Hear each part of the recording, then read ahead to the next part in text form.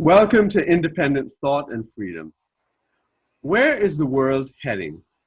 We are living through a momentous change in world history, with the rise of China and Russia, the fundamental reorganization of the global military and economic system, serious changes in the balance of power, reorganization of the Middle East, and stark ideological and cultural battles in countries around the world. There are many interesting theories about this, but so many of these theories are based on second or third-hand data, of necessity.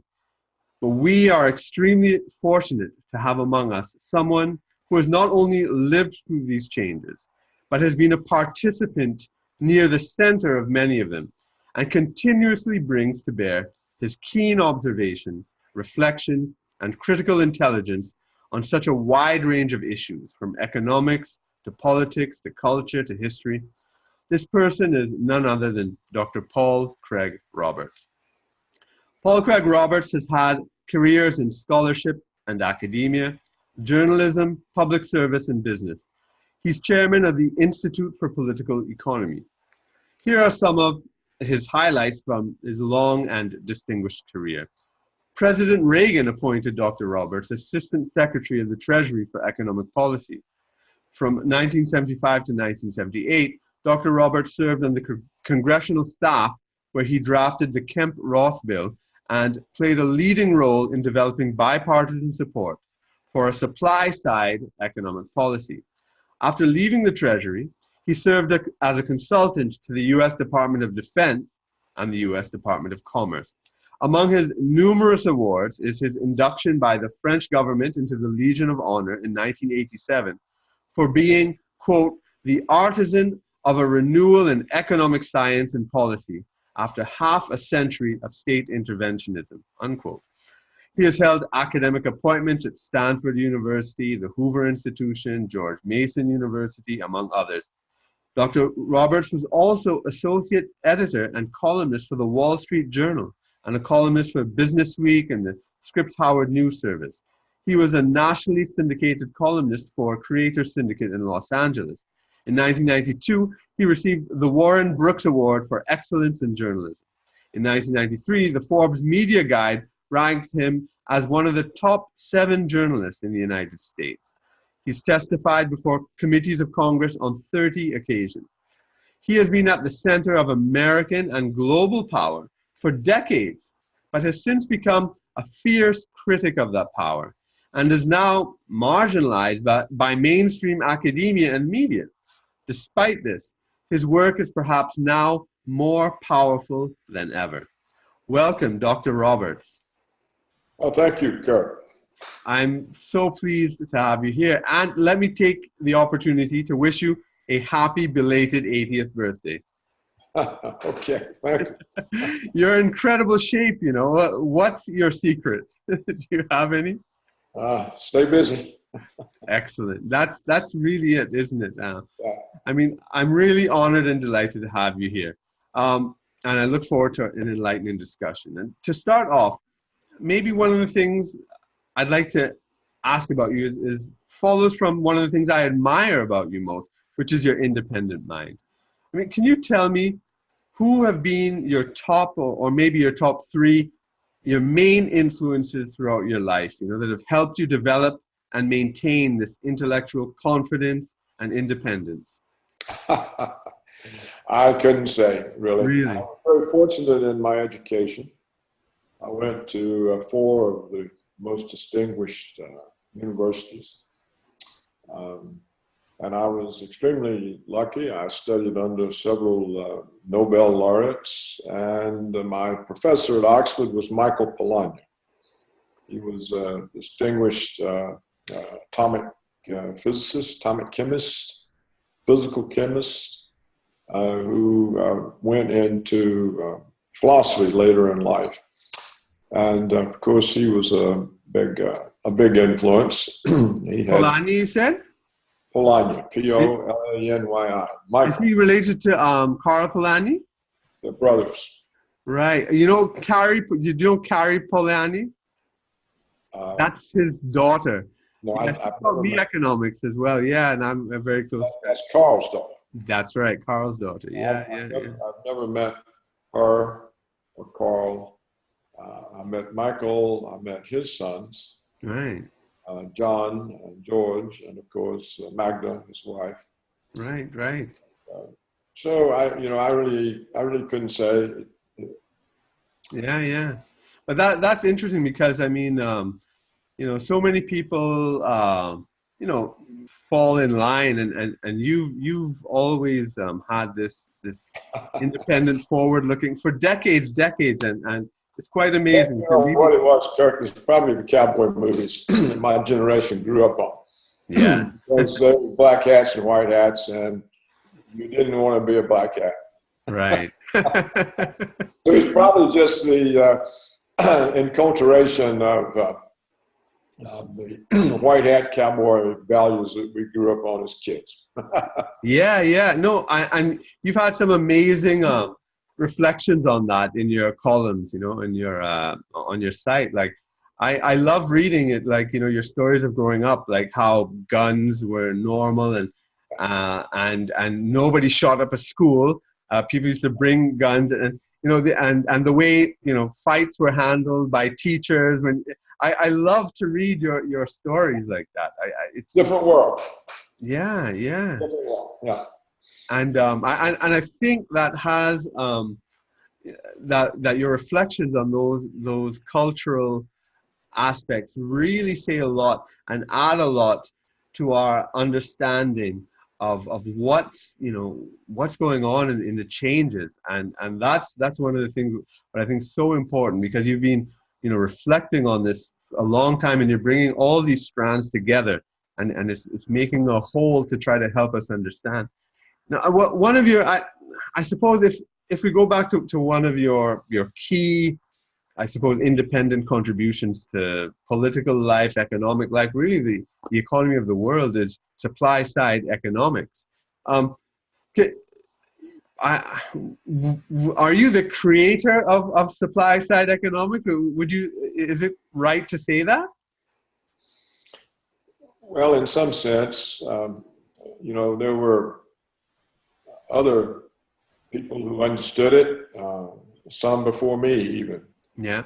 But I just happened to be positioned in the government, first in the congressional staff, then in the Reagan administration, and in between at the Wall Street Journal, in positions where, I could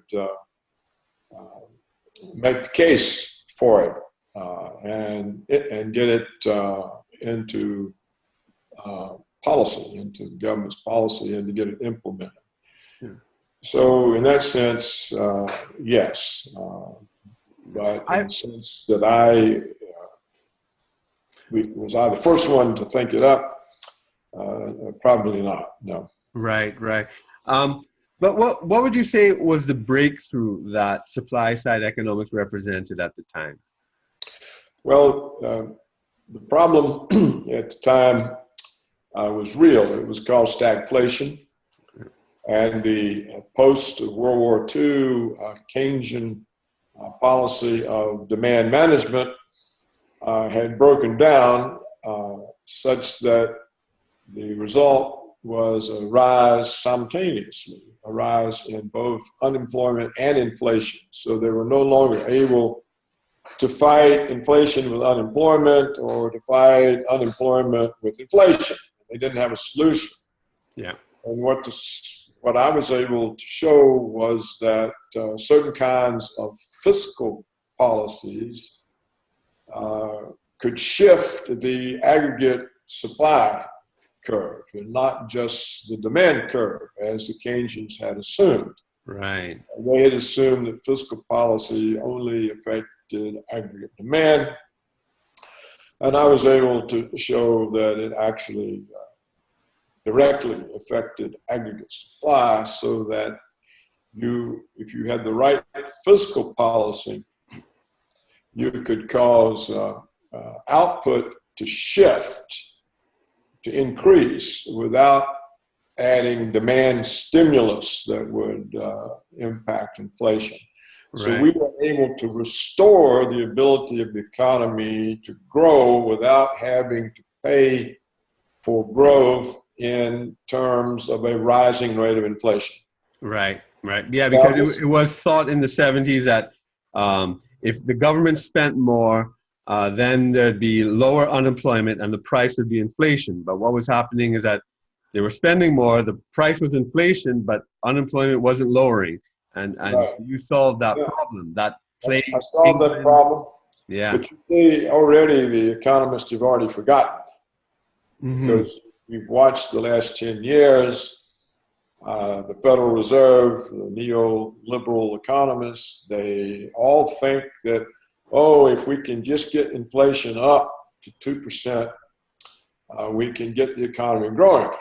Yeah. So they're back in the old way of thinking. Trade-off. Yeah. And I read not long ago, I forget the fellow's name at Harvard, he writes textbooks. But someone asked him about supply side economics. He didn't have any idea what it was. Really? He said it was something about tax cuts paying for themselves. Right. Of course, it's not what it's about at all. I mean, I was a young student at the time, and I remember when like it was in the 80s. So I guess supply side economics had not hit the textbooks as yet, but the problem of stagflation did, and that it was said to be a puzzle that couldn't be solved by economics and Keynesian economics.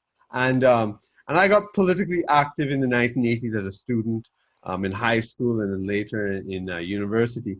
And I was very much on the left at the time. And we had demonized the Reagan administration for its interventionism in Central America. And then supply-side economics was demonized by the left at the time as being trickle-down economics, giving tax cuts to the rich and helping the rich, but not really trickling down to the poor. I remember reading a column of yours some years ago that was addressing that criticism, and can you address it again, because I think that's an unfair analysis of the way your policy was intended to be. But could you enlighten us on that so we could get that historical record straight? Well, that's a long story, Kirk. Yeah. You see, the Keynesians had no solution except wage and price controls, which of course was not very acceptable to the labor unions. And it wasn't acceptable to Congress because they had just had an experience with controlling one price, the price of oil. Yeah. And that had been disastrous. So the Congress was not interested in the Keynesian solution of wage price controls, and I gave them a different solution. I said, if you reduce the marginal rate of taxation, you alter two fundamental relative prices. You make current consumption more expensive in terms of foregone future income from not saving and investing. Right. And so if you lowered the tax rate, you would raise the investment rate. Mm-hmm. And I said, if you also lower marginal tax rates, you make leisure more expensive in terms of foregone current income. In other words, the return to work goes up and the cost of leisure goes down if you cut the tax rate on wages and salaries. So basically incentivizing investment rather than, well, work and investment. Yeah. You know, at the time, many auto workers didn't show up on Monday. Yeah. And can you remind us, what were the tax rates at that time? Well, let's see. The tax rate on investment income was 70%. 70%. And the top tax rate on wages and salaries was 50%. Yeah. Now, for the average American, manufacturing worker, industrial worker, they were probably paying somewhere in the mid to high 30s. Yeah. Which is a substantial tax rate. Yeah. And so if you cut them across the board, then you made leisure more expensive in terms of foregone current income, and you made current consumption more expensive in terms of foregone future income. And so it worked. You know, the Phillips curve disappeared in the 80s. We had, under Reagan, rising growth rates while inflation collapsed. Now, this had been declared strictly impossible by the neoliberal economists. I do remember that Paul Samuelson wrote in his text that this was correct, that theoretically the supply side position was correct. It remained to be seen how strong it would be in practice, whether it would be a strong result or a weak result. And I remember when the combined graduate students of Harvard and MIT asked me to come give the State of the Economy message. I went, and also present, of course, were the combined economic faculties of Harvard and MIT. And I gave the presentation, and the students gave me a standing ovation, graduate students. And said I had prevailed over their own faculties. I mean, and it really ushered in a revolution in that. I mean, we don't see those types of tax rates anymore. It's like, that's a whole era that's gone, and really your policy was central in changing that huge taxation burden that was part of the, I guess, the post-world Keynesian economic fiscal order. Right. But what's hard for me to understand is that since all of those students, Harvard and MIT, the two preemptive educational institutions in the United States, they all gave me a standing ovation, but awareness of supply-side economics has disappeared. Yeah. And I'm interested. You talked about prevailing over the neoliberal economists, right? That's what you, because I mean, the way I suppose I understood it as a student and so forth, is that supply-side economics was neoliberalism, and so like when people would say, like when the U.S. went into, so I guess they put it together with like Milton Friedman, free market economics, supply side, and this is all right-wing, elitist, capitalist, imperialist economics. So this is the way that it was put off to me as a young student in the 1980s, but I think really from reading you and listening to you, it's not a proper characterization of that. You're kind of opposing. Can you explain it a little more? Well, it was to solve a problem. Yeah. The way I saw it, Kirk, it was to solve a problem, stagflation. Stagflation had the working class in a bind. Yeah. I mean, they were suffering both on the job front and on the inflation front. Yeah. And probably this was a big contribution to both husband and wife having to be in the labor force. Right. So that it broke up the function of the family and the function of the mother to raise the kids and all the terrible things that have come out of having both parents out of the household. Yeah. So it was directing itself toward economic problems, social problems, the general budget problem, because if you have this type of stagflation, it's a threat to the government's budget.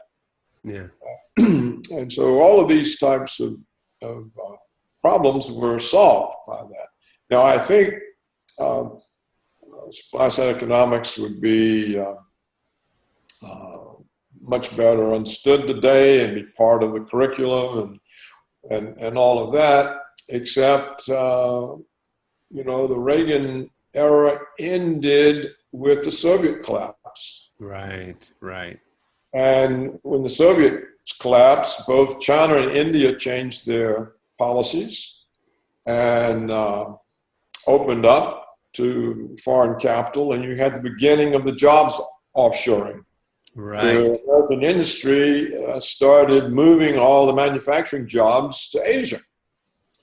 And subsequently, the sort of professional skill jobs like software engineering were moved to India.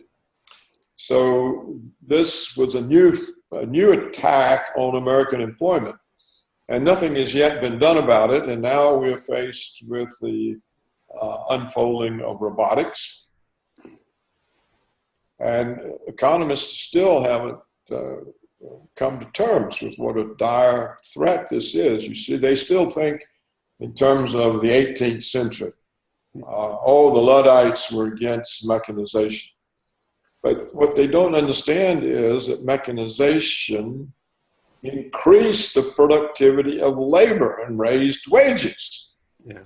But robotics doesn't increase the productivity of labor. It displaces labor. It makes labor redundant, superfluous. That's an important distinction. There's a huge distinction. Yeah.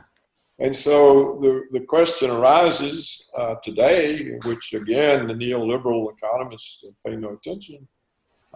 If you displace the workforce with robotics, who buys the output of the robotics? Yeah, that's right. How does this cost saving result in profits for the people who own the robotic and artificial intelligence patents if you've displaced the workforce? There's no consumer income to buy the output. Right.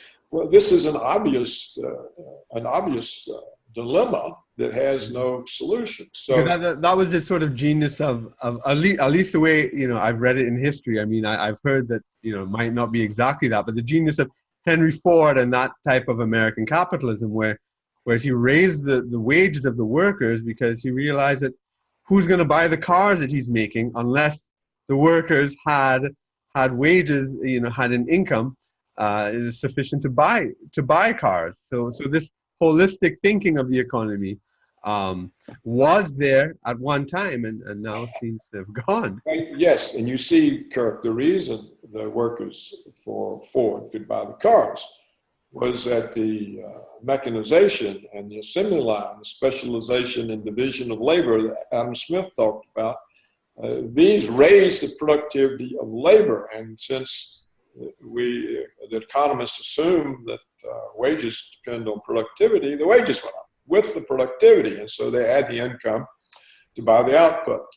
But you see, robotics doesn't do that. It doesn't make the worker more productive. It displaces it. That's right. And this is a huge difference. And what I find, free market economists can't get their mind around this. That's right. They don't understand it. They think, oh, well, this is just a Luddite argument. And it's just like they told everybody, offshoring the jobs, this just means we're going to have better jobs. But of course, these jobs never showed up. That's right. And there's another important, you see, I that's the first time I heard that distinction you made, and it's brilliant. It's brilliant. And similarly, there's another distinction you made. I remember from years ago, you were writing, and you're the only person who I ever heard who's made this analysis, which is about so-called free trade, these free trade agreements I'm talking about.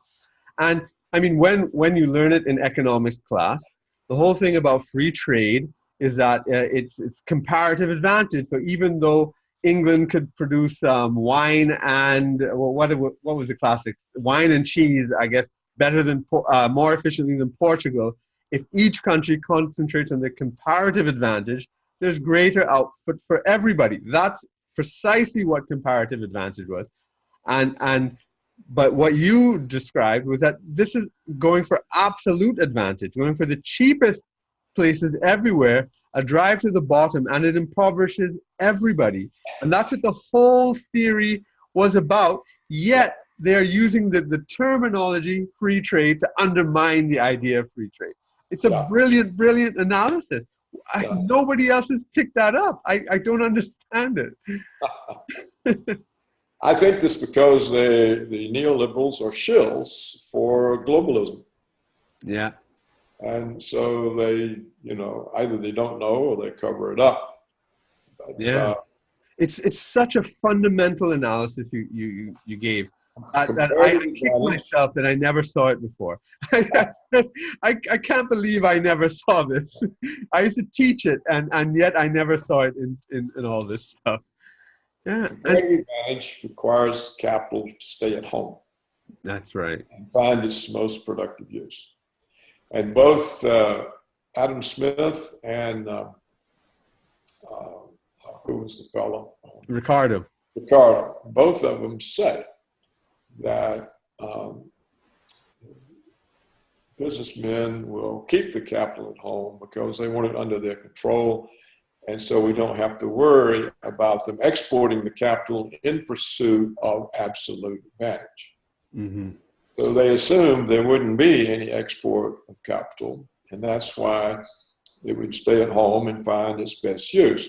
Well, of course, what jobs offshoring is the export of capital. Yeah. The plants are built in China, mm-hmm. and the Chinese are employed. And quite clearly, this is not to the advantage of the American worker. And it's employed there to sell back to Americans. Yes, right. In other words, and that's a crucial. It's not each. It's supposed to be when each country specializes in what it's best at. Even if another country is better, but if everybody just does what they're best at, the mathematics shows that the global output for everybody in totality rises. But when you go for the ruthless efficiency on a global basis, the output declines, and that's sort of what happened. And I just think that's such a brilliant analysis, and I don't know why more people haven't had their eyes opened by what you said. I really don't understand that. They don't want their eyes open. I think so. But now this is, as someone who's very concerned about the plight of developing countries myself, looking at all these things and trying to figure out how this has all been moving. Now, the 80s was a crucial period in terms of, because of your policies in the United States, you had this prosperity coming up, that was great for the working class and the rich as well. It was great for the whole country. But in many Latin American countries, there were debt crises, like in Argentina and Brazil and Mexico, and in a lot of the third world, especially Latin America and Africa. But you had the newly industrialized countries coming up later on, and part of that has to be with the export of investment that you're talking about in South Korea and Singapore and Hong Kong and stuff like that, Taiwan. But so the it almost sort of seems like maybe a trade-off was occurring between the growth in developing countries and Asia in particular and America. Do you think that the growth of one came at the expense of the other historically, and was that necessary? Was there another way that it could have come about? Well, Kirk, the countries that received the offshore jobs, like China, they developed, and they developed much quicker than the CIA thought. Yeah. The CIA said it'll be 50 years for China. Well, it was 5. Yeah. Yeah.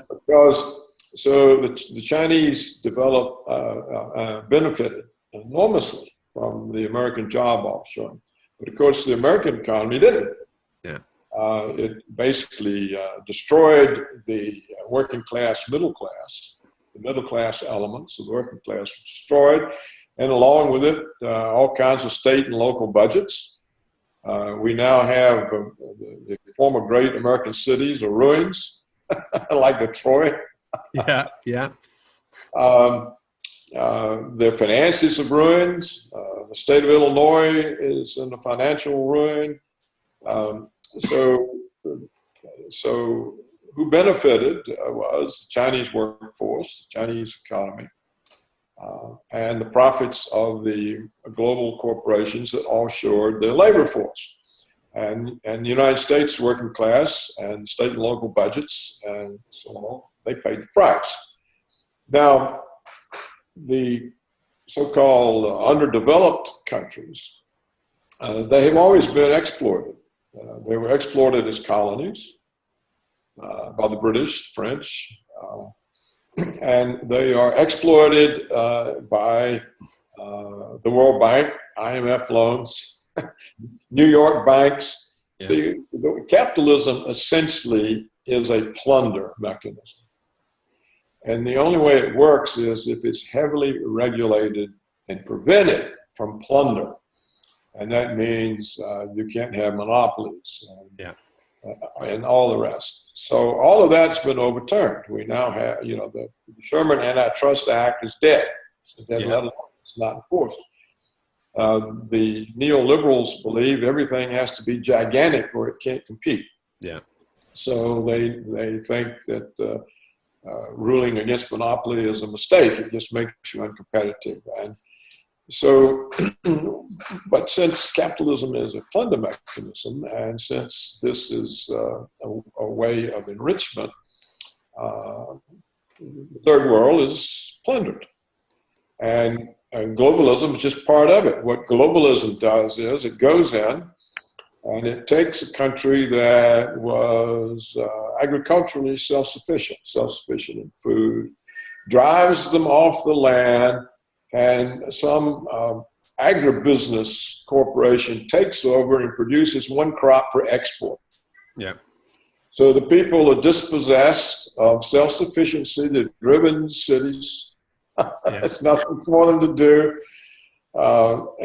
So this is one aspect of capitalism. The other aspect is that fellow Perkins. I was an economic hitman. He published a book. He describes it perfectly. Yeah. The Americans come and say, "Hey, we have a development plan for you. Look, you borrow all this money from our banks, and you implement this plan, and you'll be so rich you can pay back the loans easily and raise the living standard of your people and get reelected." And so the government say, "Okay, fine," and they sign, they take the loans, and the development plan doesn't work, and they're indebted. And then and that consultant gets huge fees from the corporations he's been. Yeah, I know, but it's much worse than that. In comes the IMF and says, "Oh, well, guess what? You've got to pay these loans, so start selling off all your national assets. We want your forest. We want your oil and energy. We want your mineral rights and copper."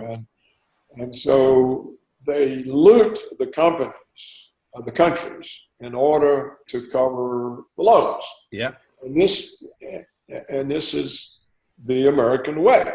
Yeah. It's the European way. It's what has always happened. It's the United States has never accepted any reformist government anywhere in Latin America. Every time you get a reformist government that tries to put the resources of the country to the use of the people, they get overthrown. There are no exceptions. They're now, after Venezuela.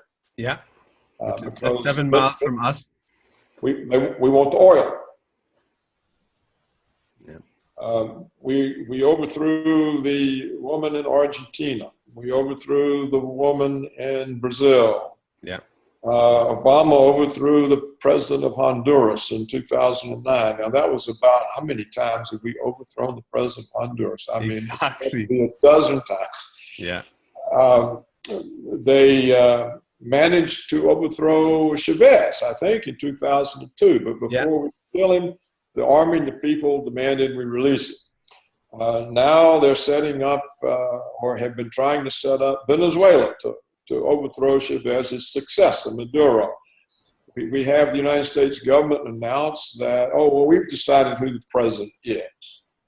The president's our guy, and he's in charge, and Maduro's a dictator, and we're going to enforce our puppets' takeover. And then we start stealing all of Venezuela's bank deposits. That's right.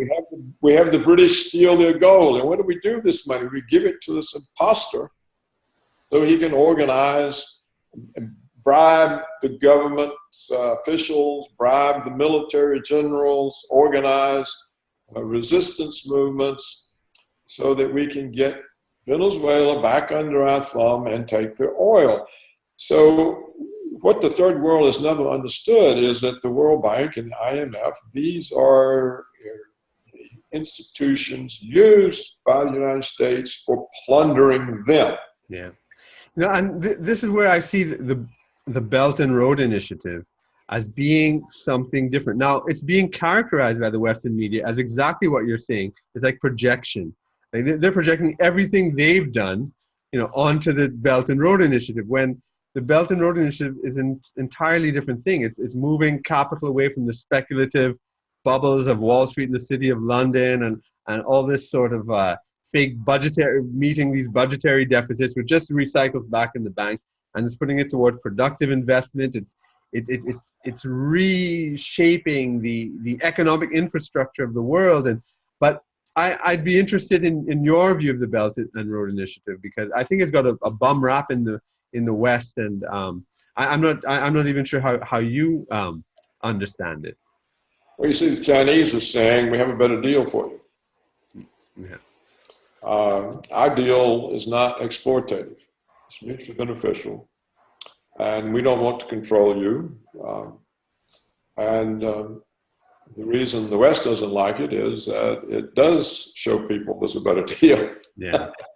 Plus, it is a way that the East, Russia, China, the rest, can get free of American financial hegemony.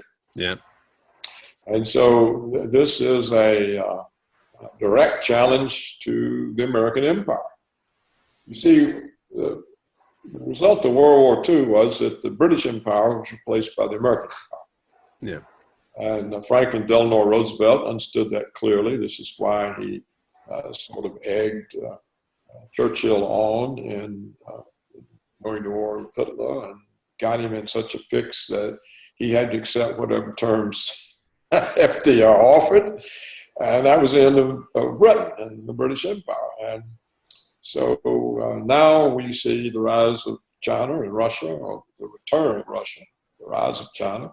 And this is a challenge to the hegemony of the American empire. And this is why the neoconservatives, such as John Bolton and Pompeo and the rest of them, are so upset. Yeah. Because they say, oh my gosh, things are slipping away from us. And so this is why everything is done to demonize Russia and China. Yeah. Yeah. I mean, and in your analysis of the geopolitics before and intervention and so forth, is fascinating because because as a member of the Reagan administration, I suppose I'm not sure if you technically. I think you were, right. You were a member of the administration, correct? Yeah. Yes. I was. What is associated with, especially people outside of the United States looking in, with the Reagan administration, is the precise type of intervention you're talking about in El Salvador, in Nicaragua, and invading Grenada and sort of revamping United States intervention. Is it that you changed your views later, or were you always of that? Let me explain that to you, Kirk. First of all, it's historic that the United States has behaved this way. Yeah. Nothing unique about Reagan. Yeah. Yeah.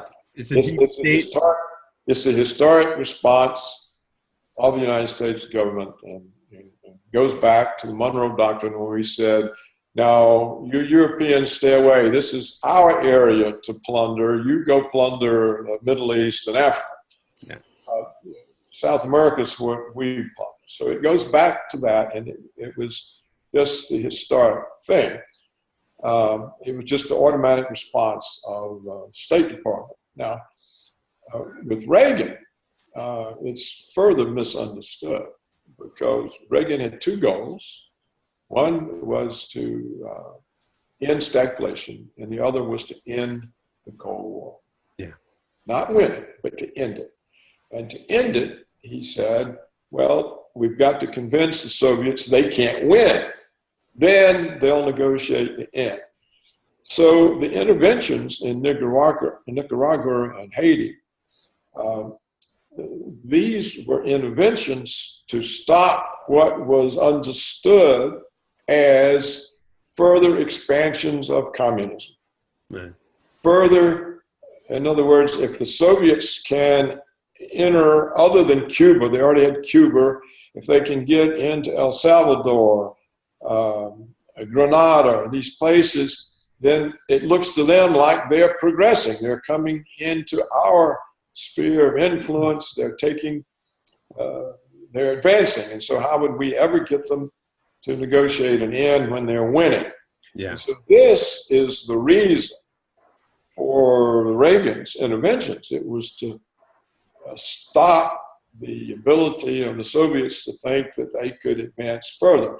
Now, I don't mean to say that these were Soviet initiatives in Nicaragua or Grenada or wherever, but that's the way they were perceived.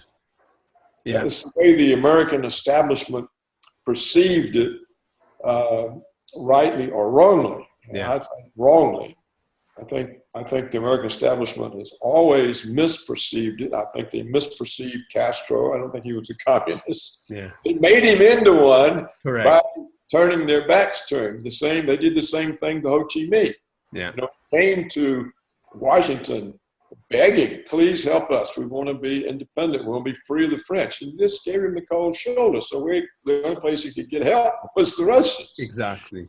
So I think that this was a misperception by the American establishment to see every nationalistic movement as communist. Right.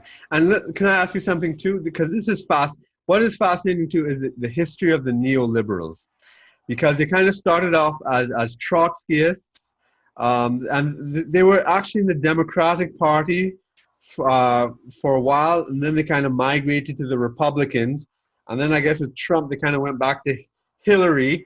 But now they've taken over Trump. I mean, but the neoliberals also have been kind of back and forth between the parties, kind of sneaking their way in. When you were in the Reagan administration, were you observing any of these machinations by this neoliberal group? Actually, I mean neoconservative. I said neoliberal. I meant neoconservative, neocons. That's what I was going to say. Yeah. Yeah. The neoliberals had collapsed. That's why the supply side policy could come in. Yeah. Sorry, my mistake. The neoconservatives, they were welcomed by the conservatives because they were former left-wingers. Yeah. The neocons came out of the left wing who had turned anti-Soviet. Right. Their origin apparently were Trotskyists. That's right. So they were anti-Stalin. Yeah. And well, because, Trotsky was world revolution, Stalin, socialism in one country, and these people were kind of world revolution minded. And it just went from the Soviets having world revolution to the Americans having world hegemony. Well, they came in as conservatives who were former leftists. So the conservatives said, oh, this gives us credibility. What the liberals can say now, the left wing's on our side. Yeah. And so they came in, took over all of the conservative foundations, all the conservative publications. Yeah. And all of a sudden, conservatives became paleo-conservatives. Right. Were demonized and driven out. And so the conservative movement today is neo-conservative. And they're primarily Zionists. Yep. Most of these people are Jewish. Most of them are very strongly allied with Israel. And so the notion of American hegemony also serves Israel's purpose, especially in the Middle East. Yeah. So in a way, there's not any American conservatism. Yeah. Well, that's interesting. Do you consider yourself an American conservative, a Democrat, neither? How do you see yourself? I'm none of that. Once you become hitched to a wagon you have to lie. You can't tell truth about your side. You can tell the truth about the other side, but not your. And if you want to tell the truth and try to give people a realistic explanation of what they're going on, you can't do that from a partisan standpoint. Yeah. I can't tell them, well, look, the Republicans are true, the Democrats are false, or the conservatives are true, and the liberals are false, and the left wing is false. So, I mean, you have to say, look, this is the actual truth, and none of them are telling you the truth. Yeah. I mean, that's what I love about your stuff, you know, and it's so kind of unpredictable because, you know, you could be taking, you know, on one side, on another side, but it's because you have a consistent vision, and it's not partisan. It's not one party or another party, and I always admire that about your work. You know, it confuses people because most people are used to thinking only in partisan terms. That's right. So I'm in a funny situation where, for a while, I was welcomed by the left. For example, Counterpunch. Right. When Alex Coburn was still alive. They were publishing all of my articles. Why? Because it was the George W. Bush era. Right. And I was all over them. So that meant I was like them. Okay, the minute Obama, I'm not working anymore. They won't touch me today. I can't. Really? Yeah, they actually even published one of my books. They actually themselves assembled it, edited it. Right. But now that you're critical of Trump, now that you're critical of Trump, they won't take you back. Well, no, because the left is no longer what it was when Alex was alive. Yeah. He still thought in terms of the working class. The left today is identity politics. Yeah. That is, we teach hate. We cause disunity. So you have the curious situation where the left has made it impossible for the working class to be unified and to stand against the capitalists, or for the people to stand against the government. In fact, the left have become sponsored by the largest corporations. Yeah. So if you look at a gay pride parade, it's all Starbucks and Amazon and Walmart, you know, and so they're not left in any historic sense. No, they're not working class. That's they despise the working class. In fact. Yeah. Yeah. Yeah. The working class are the Trump deplorables. Yeah, that's right. You know, and the working class voted for Trump. Mm-hmm. Just like they did for Reagan. Which, you know, the kind of for Reagan. They voted for Reagan. Yeah. And they voted for Trump because both of them said, look, we're concerned with your interest. Yeah, exactly. And Reagan actually was able to do something about it. Yeah. See, Trump, the minute he said he was going to normalize relations with Russia, he was a dead man walking. Yeah. Because the military security complex is not going to permit the justification for their $1,000 billion annual budget to be taken away. If you have peace with Russia, where do you need their $1,000 billion annual budget and all the power that goes with it? Exactly. So the minute, you see, they couldn't do that to Reagan because they didn't want Reagan to try to end the Cold War. This is actually a very interesting part of Reagan that nobody knows anything about. One of the reasons Reagan wanted to end stagflation was to strengthen the economy again so that he could threaten the Soviets with an arms race. Right. Because he believed their economy was shot and that they wouldn't be able to compete in an arms race, and he would use that power to bring them to the negotiating table and end the Cold War. Right. Reagan hated nuclear weapons. He called them those god-awful nuclear weapons. He wanted to get rid of them. He really did. And so he wanted to end the Cold War. So he said, Craig, first we're going to get the economy fixed. When you get the economy fixed, then we're going to threaten the Russians with an arms race and make them come negotiate the end of this Cold War. Well, the CIA, first of all, they didn't think his economic policy was going to work because they were just as brainwashed as the neoliberals. They didn't know anything about economics. But when it worked and they saw that, well, he was going forward with this, they got panicked. And so they told Reagan, they said, look, Mr. President, if you start an arms race with the Soviets, they'll win. And he just laughed at them. And they said, well, you don't understand, Mr. President. They have a planned economy. That means they can control investment. They can put the entire investment of the economy into the military. You can't do that. You don't have that ability. We don't have a planned economy. You can't direct investment. It's directed by the capital markets. But in Russia, they have a planned economy. And so if you challenge them to an arms race, they'll win. And well, Reagan didn't believe it. So he formed a secret committee. He put me on the committee. Oh, wow.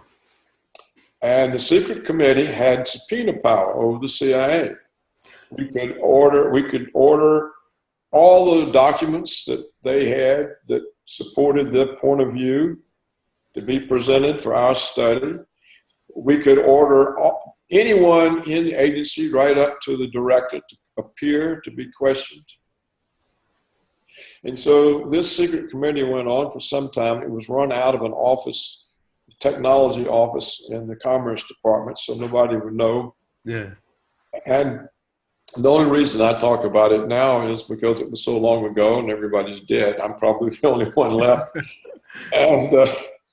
and we looked at it and we told Reagan, we said, well, Mr. President, this is just the CIA protecting its interests. Right. He said, I knew that, but I had to have a report.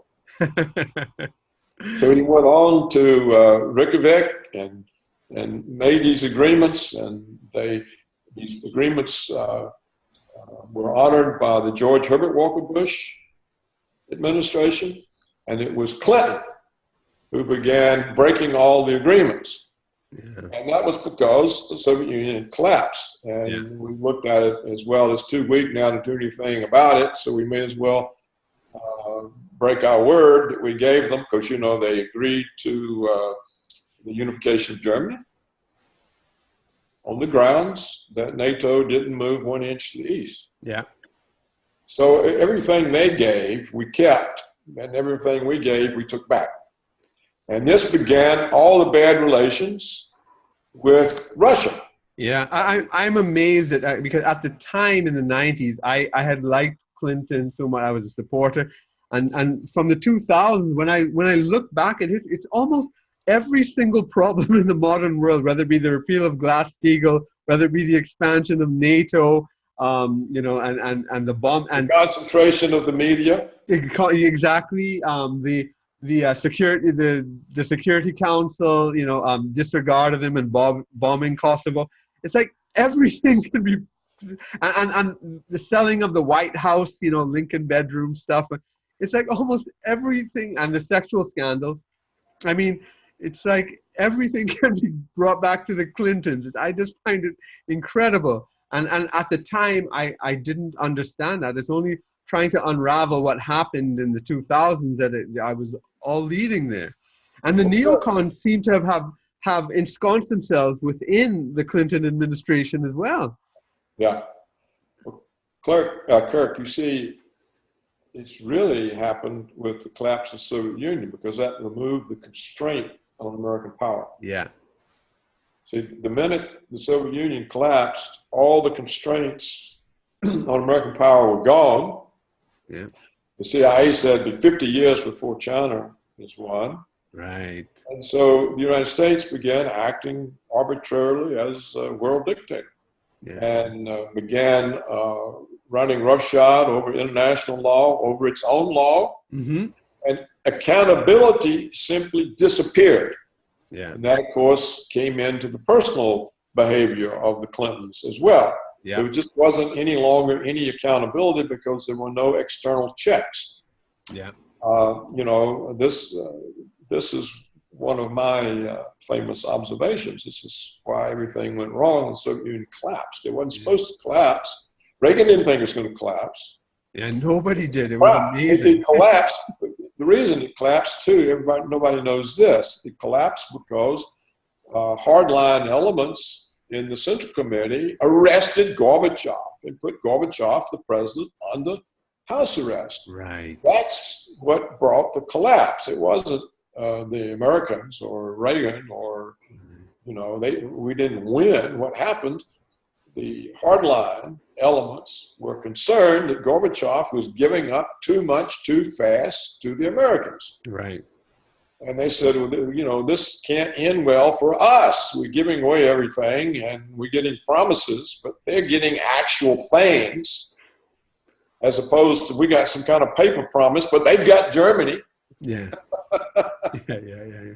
And we got to stop this. And so when they put him under house arrest, then the whole thing collapsed. That's when Yeltsin was able to get on the tank. And I remember. Of course, that. I'm sure we were over there feeling Exactly. as best as we could. But the narrative you present is very historically consistent, and the sort of left narrative that I had actually grown up with in the 1980s when I was living through it. It couldn't process the fact that Reagan, he was pushing for these arms control treaties, because the whole idea in our heads was that Reagan was a warmonger, that he was and yet all these treaties were being signed, and it was something that we couldn't explain, and really when I hear your and I it's not just here because you've been writing this for a long time, so when I started to read what you've written, I realized, wow, we got it wrong really badly, and that's not what was happening at the time. And Right. I mean, even so, and now, signing you were part of the whole INF treaty, and on all these things, and now American administrations are pulling out from Clinton to Bush to Trump. I can't remember if Obama pulled out of any, but it's been a consistent thing, and it's pushing the world into a dangerous place. But that's. What's your comment on that? Well, Kirk, here's the problem. The left wing judged Reagan by his rhetoric, and they didn't take any time to think. Now, Reagan's rhetoric was absolutely necessary in order to keep his conservative base, because he was doing two things the conservative base were very skeptical about. One was tax cuts. Oh, deficits. Oh my God, deficits. Reagan is going to bring deficits. He's worse than FDR. So the conservatives were just up in arms about tax cuts. Deficits. The other thing that the conservatives were up in arms about, he's going to make a deal with the Russians. Yeah. He trusts them, those cunning Russians. He's just a movie actor. They'll take advantage of him. Oh my God, we can't let him make deals with Russia. Yeah. So his two goals were blocked by the emotional attitudes of his basic constituents. Right. So he had to use the rhetoric to keep them on his side because everybody else was against him, Right. And he was kind of as disruptive as Trump's rhetoric was. Trump's practice, unfortunately, is not as disruptive as promised. But you see, the left just looked at the rhetoric. It didn't say, look what he's really doing. He's ending the Cold War. He's ending stagflation and the Cold War. Shouldn't we support this? Yes. This rhetoric. Well, obviously, he's got to say this because look what he's doing. His constituency doesn't want deficits, doesn't want deals with Russians. How can you trust Russians? They're so cunning. So this is the great failure of the left. Yeah. And so they've never understood it. Now, Kirk, the same thing happened with Nixon. Right. People forget Nixon was the most informed president we have ever had in the matter of foreign policy. He knew all the leaders. He spent his life traveling, meeting them. He knew them all. What did he do? He opened to China. Yeah. He's the one that put down all the antagonisms between Maoism and the United States. He sent Kissinger, he went himself, he opened to China, and he is the one who was initiating the arms control agreements with the Soviets. Yeah. Yeah. This, people don't understand this. Watergate was a CIA orchestrated plot. Yeah. Because the CIA said, well, look, we killed Kennedy when he tried to make deals with the Russians. If we kill Nixon, my God, we won't get away with it a second time. So we'll kill him with a plot. Right. Watergate. See, no one to this day knows why the Watergate burglaries went into the Watergate. Nobody knows. Right. Why this happened. You know, Gordon Liddy, who was one of them, he claims they went in because John Dean's wife was on a call girl list that the Democrats used to reward their big contributors. That she was kind of like, this is your sexual favor for your big donation, and that John Dean wanted that book before people found out about his wife. Now, I have no idea that this is true, but this is the kind of explanation you get. No one has ever said this was organized by the CIA to set a situation, a trap for Nixon, and then they used, everybody knows the Washington Post is a CIA asset. It always has been a CIA asset. And if you go back and read the Woodward and Bernstein paper, you know, their articles, there's never any fact. What it all is, it's the use of words to create an ominous portrait of Nixon. We're in deep underground parking garages after midnight. It's so scary. We might be shot at any moment. The evil, you can feel it. This is what the thing is about. It's not about... Just like Russiagate. Just like Russiagate today. It's actually more clever than Russiagate was. Yeah. but that's what it was. That's how they got rid of Nixon. Of course, today the left wing hates Nixon. Oh, Nixon this, Nixon that, Watergate. They don't have Fox idea what it was about. It was about a burglary that he knew nothing about. It was used to set him up. How did it set him up? Well, because he didn't say truthfully when he first learned about the burglary. Yeah. He knew he was up for re-election. If he says something about it before the election, it plays in the Washington Post hands. They'll go on and on and on accusing him of it. Yeah. And so he said, okay, once the election is over, then we'll look into it and see what was going on. Well, that's what they used to get him out. Yeah. Yeah. So people don't understand. Yeah. They have no concept of their own history because all the explanations are controlled. Yeah.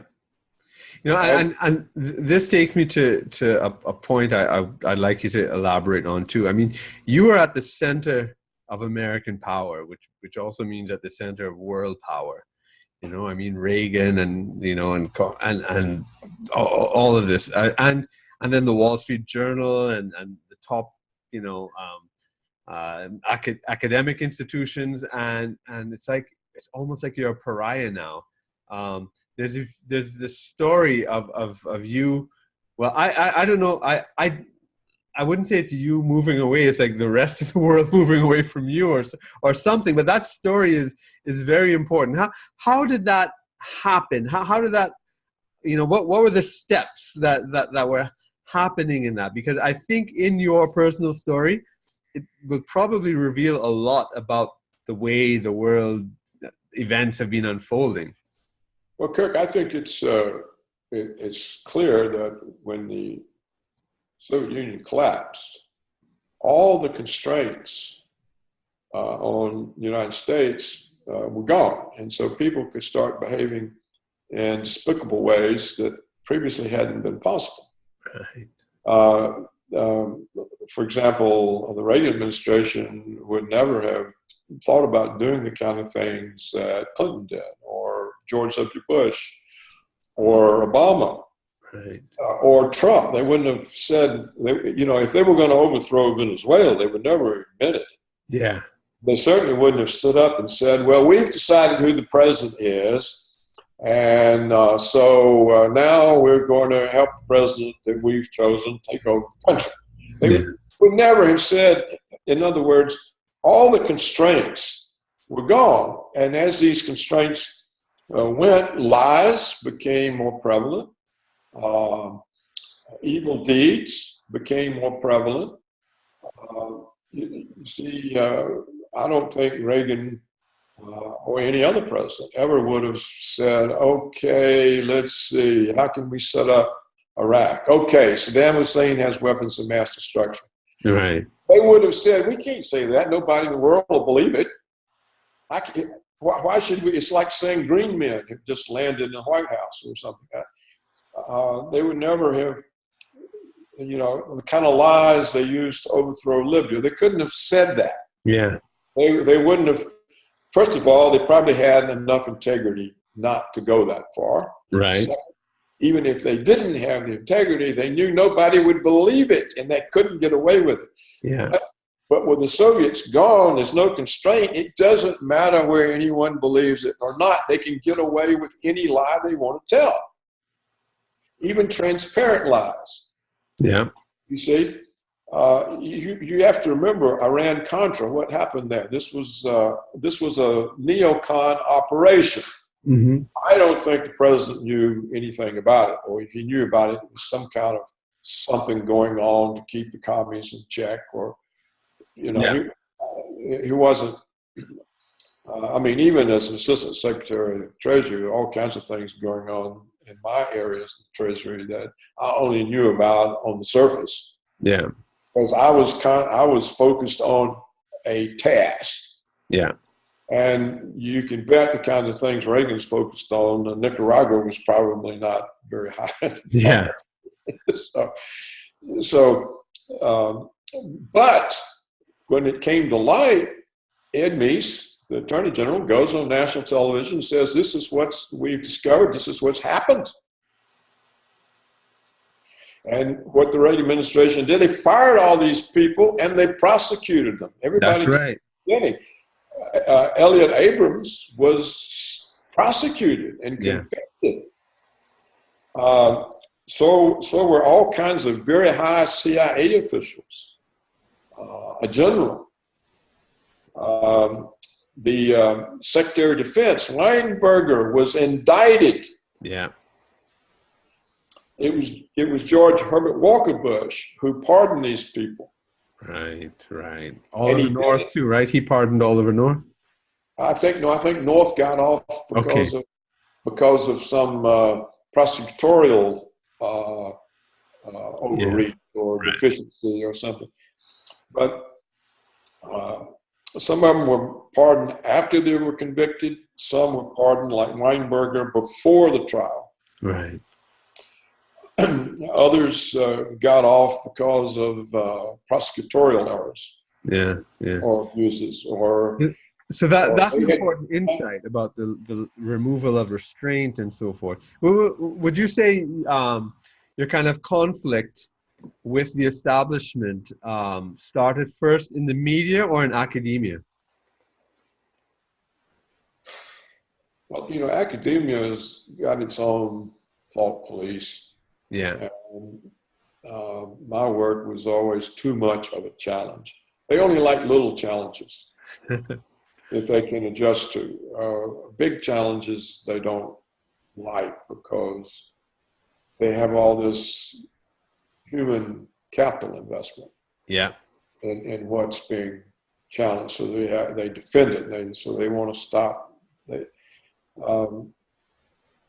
I think what happened in Washington was that with all constraints removed, because this also affects personal behavior. Yeah. This is why the president could be having sex with an intern in the Oval Office. So I think it was just this complete removal of constraints. And once you start misbehaving and breaking laws, then you have to cover it up. Yeah. And that requires the assertion of more power. And then you have to start silencing more people, like they silenced, they're silencing Julian Assange. Yeah. And then the lesson is that if you criticize the government, you're going to be silenced. This is already starting to happen in the internet. You see all these people banned on Facebook, Twitter. You see sites removed by Google. Yeah. Sooner or later, it'll probably happen to me. So once the emperor has no clothes, but that means he's got no integrity, no morality, everything they do is illegal, then they have to prevent anybody saying that. Yeah, yeah. Otherwise, somebody says, well, the emperor has no clothes, and the whole thing falls apart.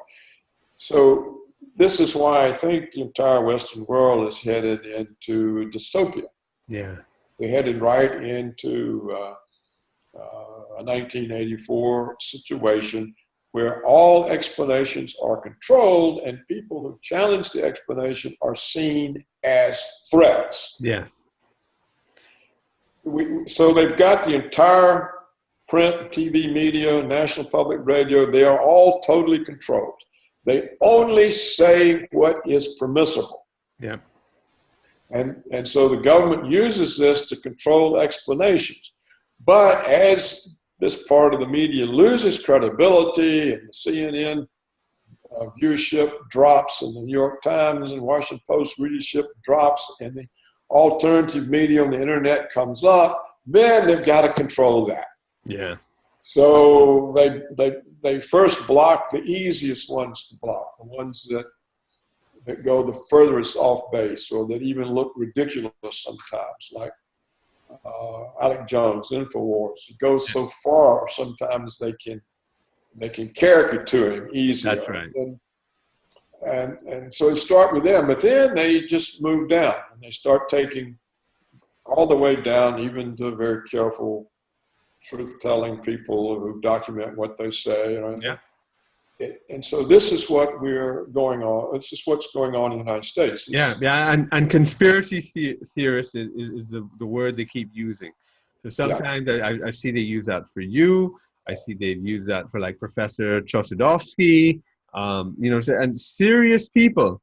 They're putting this thing of conspiracy theorists to undermine the scholarly nature, the seriousness of what's being addressed, Yeah.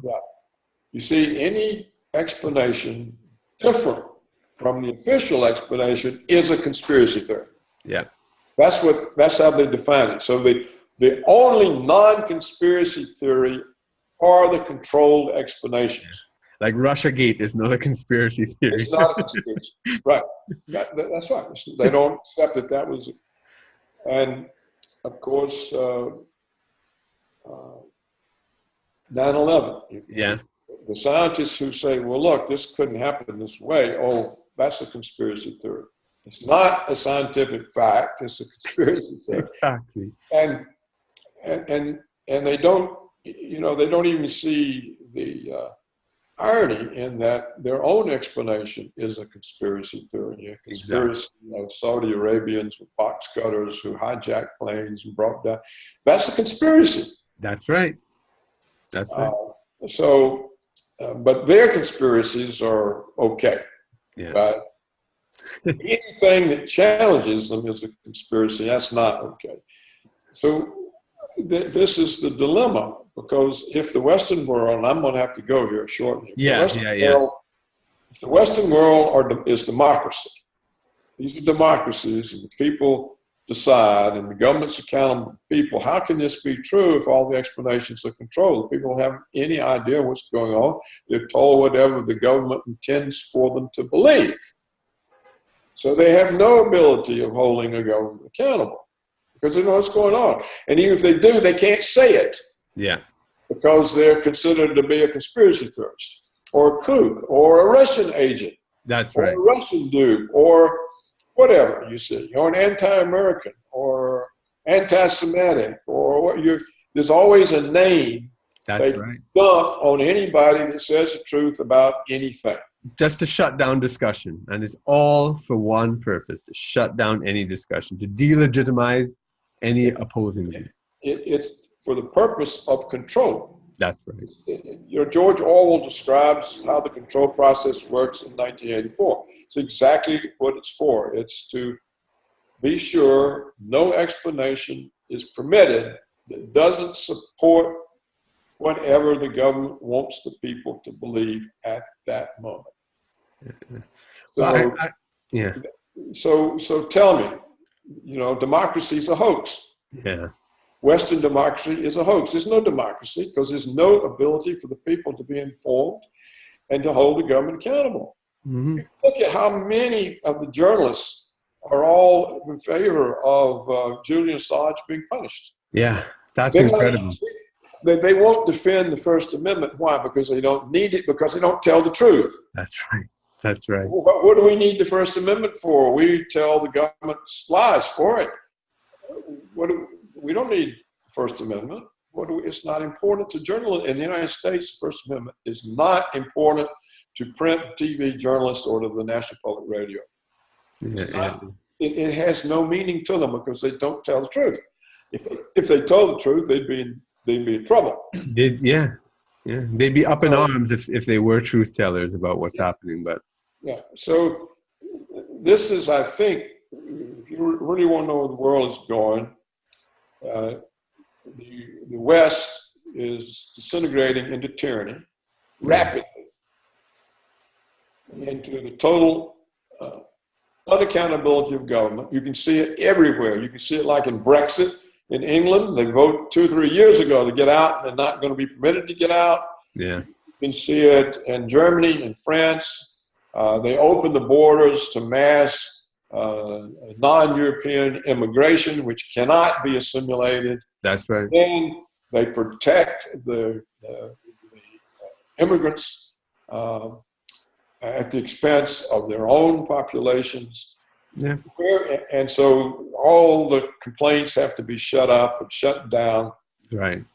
And so the West is collapsing into tyranny. And what do you see, Russia and China?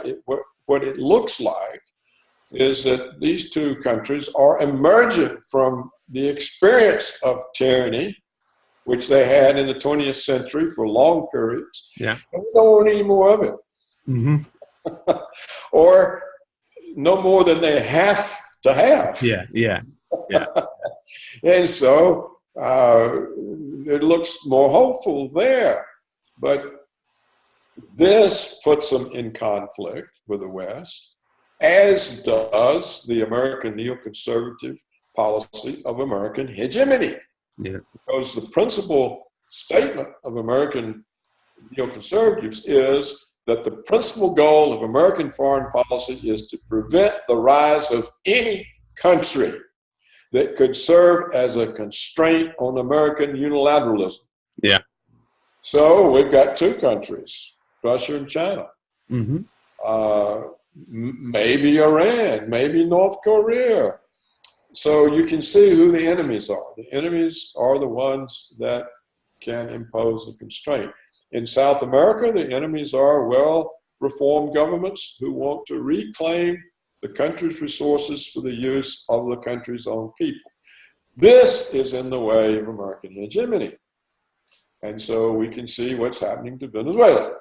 It's blatant, it's obvious, it's illegal, it's criminal, and it's happening. And who's challenging it? Nobody in the West. Yeah.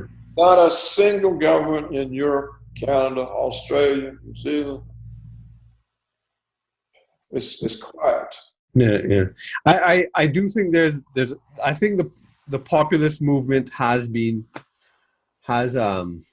provides at least me with some hope that people are trying to change this thing, and it's something that I think is very important.